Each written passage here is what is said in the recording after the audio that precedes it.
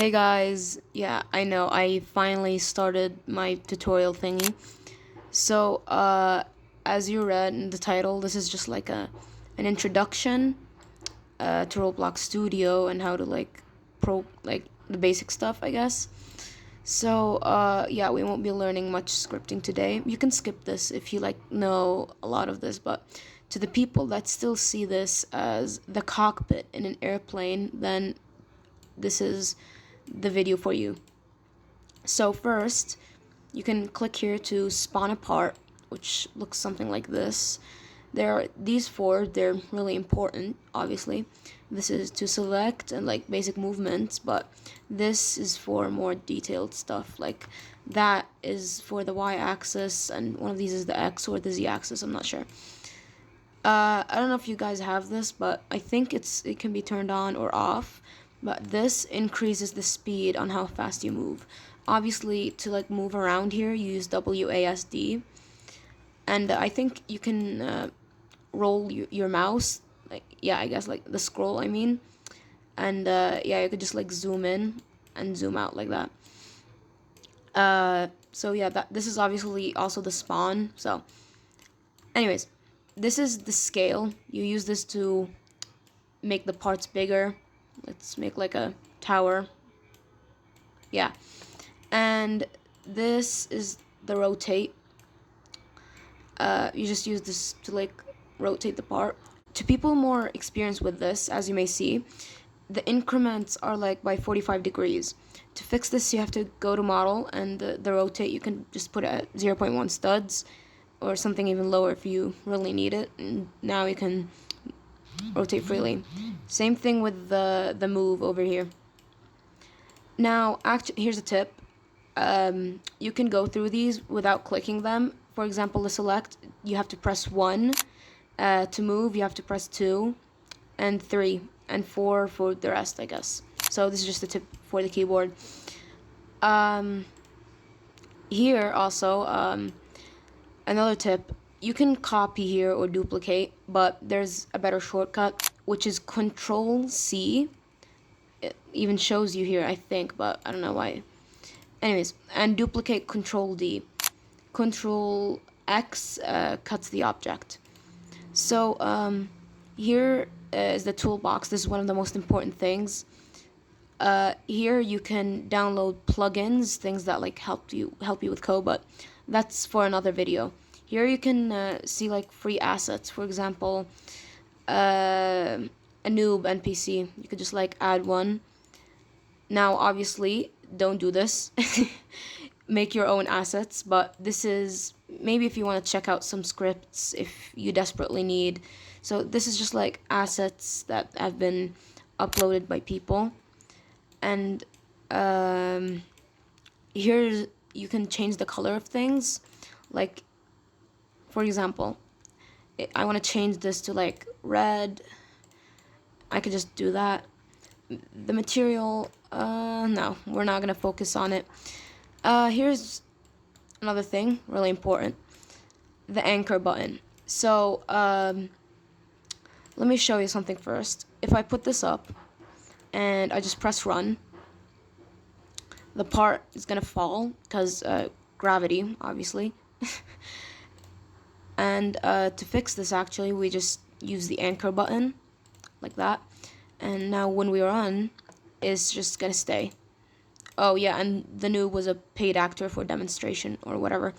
And yes, my thing is very laggy. Anyways, here's another tool. I've never really seen this like get used before, but I'm gonna explain it right now. So if I want to select everything here, as you may notice, the floor, or also known as the base plate, does not get selected. This is because of something called the lock tool. This means you cannot select it like on the screen.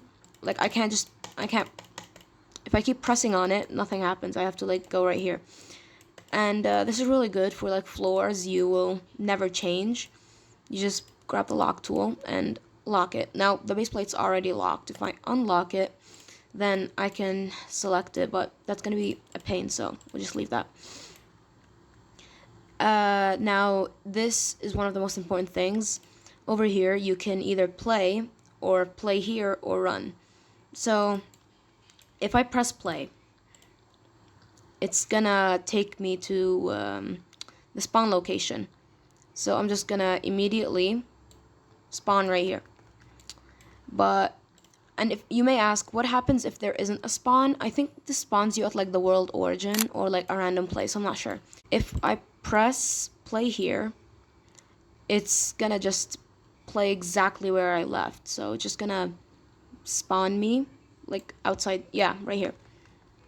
And you already saw this, but we also have run, where everything just runs on its own, but you're still like spectating, you're not really playing. So yeah, now let's get over here to the Explorer. Here there's the workspace. The workspace is everything you see right here. For example, the noob, you see the base plate and this part that we put. Also the spawn location, terrain, and camera. We're not gonna focus on those, but here they're the players. Every player that spawns is like right here. So if I just spawned in,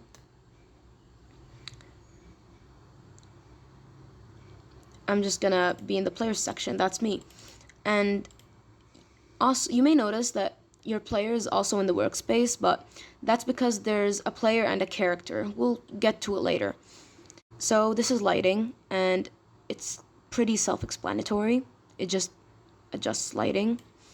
And there is replicated storage and server storage. These two just basically store items. A lot of people put their items there. They have their differences, so we'll get to it later. Replicated first. Also, we aren't going to focus on it today. Server script servers. This is where like most scripts go. Sometimes you can put scripts inside of parts, like here. And sorry, scripts are these things. Like the script is where you put all of your code, like everything. We just put it here. Like anything. This is where all of your code goes. And a lot of scripts, if they want to, if they affect something on the whole world, they just go here. It's a really neat place. This is starter GUI. Now, starter GUI is for things on your screen, like this. You see that? So I can like put even a button here or whatever. And this is what every player sees in the screen, I guess. So yeah, starter pack, not important right now. Starter character scripts and starter player scripts are scripts that are just inside of every character or player. So each one is for something else. The rest of these, we'll get to them later. Now, all the properties are also really important, but we're gonna get to those in a next video, like in another video. That's about it. I mean, I can't think of anything else you guys need to know in the beginning. A lot of these you really are not gonna use. Like this is the most important page, obviously. Model, I mean, you're gonna use this sometimes, yeah. It's regularly used. And yeah, here's something you don't really need to know, but this is for the people that are more expanded, like experts, I mean. And surprisingly, there's not many people that know about this. You can actually test the game, but with more than one player. Don't pick something like 8 though, or else your PC is gone. I don't even know why this is an option. So you can pick like two, 3 players, something like that. And yeah, that's about it. Now, I would have normally saved this for another video, but I thought let's just get into it now. So there's this forum that's designed for developers, and here you can search for questions. Like if you have any questions, you could just search it and you're gonna get results. Now, there's actually ranks to this forum. I'm currently below, so I can't post. In the beginning, you can't really post until you rank up.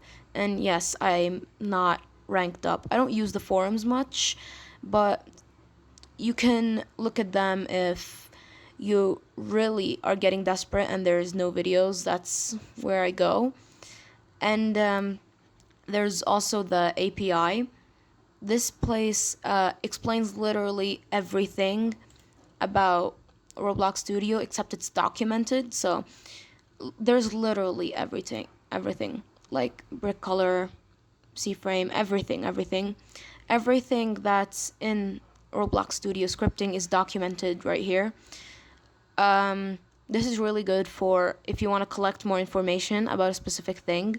You can just go right here. And there's also this like tab. These are the rules of the dev forums. I'm gonna put this in like the link below. Everything's just gonna be in like the description. And yeah, actually I'm not sure if I can put links in the description. So yeah, maybe I can, maybe I can't, but I'm just gonna try. So yeah, that's about it today, and bye.